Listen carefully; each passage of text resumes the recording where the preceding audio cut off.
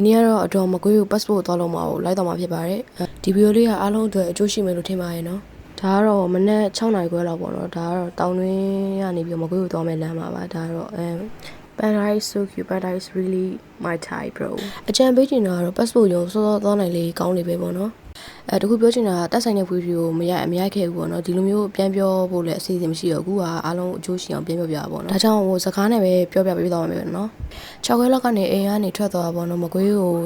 8နာရီ10မိနစ်လောက်မှရောက်ပါတယ်ဟိုစောစောလို့ထိခဲ့ပြီမဲ့ကိုတဲ့စောရီလူလည်းရောက်နေပါပြီအမှပထမဆုံးစောစောချင်းဘာလို့ရလဲဆိုတော့အမှအိတ်ထရနေပြီးတော့မှတ်ပုတ်တင်မူရင်းရယ် QR code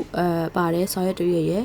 အိမ်အောင်စုမူရင်းရယ် smart card မူရင်းရယ်ပေါ့နော်အကြီးနော်အသေးမဟုတ်ဘူးနော်တုံကေပေးတဲ့နေရာမှာအဲ့အရာတွေကိုပေးလိုက်ပါတော့ပြီးတော့သူတို့ကအစင်လိုက်စီပြီးတော့ကလေးလေးနဲ့ညှက်ပေးပါလိမ့်မယ်ပြီးရင်တုံကင်နံပါတ်ဘလောက်ဆိုပေးပါလိမ့်မယ်ကိုရီးယားကျဆော့ရောက်သွားအောင်မလို့တုံကင်နံပါတ်4ရပါတယ်ပြီးရင်အကလင်းညှက်ထားတဲ့ဟာကိုယူပြီးတော့passport ဓာတ်ပုံကိုရိုက်ရမှာပေါ့နော်နောက်ရိုက်တာအဲ့မှာပဲအစင်ကြီးရှိပါတယ်အမှန်မန်နီကတော့9000ပေးခဲ့ရပါတယ်အဲ့ဒါပြီးရင်ကိုရေးချက်လက်ဆိုရဖောင်ဖြစ်ဖို့ဖောင်ရပါမယ်ဖောင်ကတော့9000ပေးရပါတယ်စိတ်ဘူးပေါ်နဲ့ဖောင်ကတော့ကိုယ်တိုင်ဖြစ်ကြမလို့အမှဖောင်ဖြစ်ရလူတွေရှိပြီးသားမလို့သူတို့မေးရလူကိုကဖြေလိုက်အောင်သူတို့ကိုယ်တိုင်ဖြစ်ပေးရမလို့ကိုယ်တိုင်ဖြစ်ကြမလို့ရဲ့အတွက်အမှားခင်းပါတယ်အဖောင်ရပြီဆိုတော့sonraကလေးလောက်ထားတဲ့စာရွက်ဖိုင်ရဲ့အဲ့ဖောင်ရဲ့ကိုမိတ်တူဆွဲနေရကိုပေးလိုက်ပါမယ်မိတ်တူကလည်းအိမ်ကနေဆွဲလာခဲ့စရာမလိုပါဘူးအမှပဲတခါမိတ်တူဆက်တွေပါရှိပါတယ်သူတို့တခါဆွဲပေးမှာပါမိတ်တူဆွဲနေရမှာ3000ထပ်ပေးခဲ့ရပါတယ်ပြီးရင်တော့ခဏဆောင်းရပါတယ်ဘာလို့ဆိုတော့လာဝက9နိုင်ကျော်လောက်မှလာမလို့ပါလာဝကမလာကိစ္စစားတဲ့နေရာတော့အကုန်ထပ်ပြီးသားပါပေါ့နော်လာဝကလာတဲ့အချိန်မှာတော့ကိုယ့်ရဲ့နာမည်ကိုခေါ်ပါလိမ့်မယ်လာဝကအခန်းကိုရောက်တဲ့အခါမှာsonra fine တွဲလို့ပြလိုက်ပါသူတို့ကမေးပါလိမ့်မယ်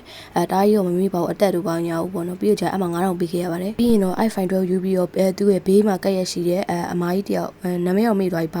ဘာထားအောင်တော့မသိဘူးအမှသူကကွန်ပျူတာနဲ့အဲ့စာရဲထဲကပါတဲ့အချက်လက်တွေကိုသူကတိုက်စစ်ပါလိမ့်မယ်အဲ့စီကစာရဲတဲ့နေစစ်တာပြီးသွားပြီဆိုရင်တော့ကြည့်ကြရင်မှုဆိုအခန်းဟုတ်တော့တယ်အဲ့အခန်းမှာအဲ့ဒါကိုပေးလိုက်ပါမယ်စာရွက်ဖိုင်ကိုအဲ့ဒါပြီးနောက်ဆုံးအခန်းဖြစ်တဲ့အမှုစစ်ဆိုရဲ့အခန်းကိုသွားပါမယ်အဲ့မှာမျိုးလုံးစကန်ရဲ့လက်ဝေကိုရိုက်ရပါမယ်အဲ့မှာအချက်လက်တွေအကုန်တိုက်စစ်ပြီးအခါမှာဆိုတော့စလစ်စာရွက်ပြီးမှာပါစာအုပ်ထုတ်ဖို့အတွက်အဲ့မှာ2000ခွဲထပ်ပေးခဲ့ရပါတယ်အဲ့မှာအမှတ်အချက်လက်တွေကိုမှတ်ကြအောင်လို့သူကတီချာစစ်ပါတယ်စစ်ပြီးရင်တော့လာထောက်မယ့်ရက်စွဲကိုပြောပါတယ်ကဲစလစ်စာလေးလည်းရောက်ခဲ့ပြီဆိုတော့စောက်ထုတ်ဖို့ပဲကျမတို့ရဲ့စောက်ထုတ်ဖို့ကတော့ရက်အနည်းနဲ့ထပ်စားပါမယ်ထပ်ပြီးတော့နောက်တစ်ခါမကွေးကိုထပ်မလာနိုင်တဲ့အတွက်အမှပဲစီးမကိုစောက်ထုတ်ဖို့အတွက်မေးပါမယ်စီးမပြောတော့သူကကားနဲ့တင်ပြီးရလို့ပြောပါတယ်တောင်းနေဆွဲရဖို့ကားနဲ့ပါအမှစီးမကိုနေလိပ်စာအပြည့်စုံဖုန်းနံပါတ်တွေပေးခဲ့ပြီးတော့2000ထပ်ပေးခဲ့ရပါတယ်ကဲဒါဆိုရင်တော့ passport လုပ်တာအောင်မြင်သွားပါပြီအော်ဒါနဲ့ passport ရချင်းအတွက်ကျူအာကိုကိုယ့်မလျှောက်တက်လေရပါတယ်မကွေးရုံးနဲ့မှာပဲ passport ကျူအာကိုလျှောက်ပေးတဲ့နေရာတက်ရှိပါတယ်သူတို့ကိုမေးခဲ့ရတော့ဒီနေ့ရှောင်းရင်မနေ့ပြန်တန်းရတယ်လို့ပြောပါတယ်ကျူအာကိုအတွက်လျှောက်တာကတော့9000ခွဲ8000လောက်တော့ကုန်ပါမယ်အခုမြောက်ခင်ကတော့အကုန်လုံးအစင်ရောပြပါမလားဆိုပြီးတော့စိုးရင်ခဲ့ပါသေးတယ်ဒါပေမဲ့တကယ်တမ်းကျတော့အဲ့လိုကြီးလေစိတ်ပူစရာမရှိပါဘူးအားလုံးကဖော်ရွေးနေမလို့passport လောက်ရတာအဆင်ပြေပါတယ်သူ့အစင်နဲ့သူအဆက်ဆက်ရလောက်ပြီးမဲ့သူရှိရတဲ့အတွက်မို့လို့ပါ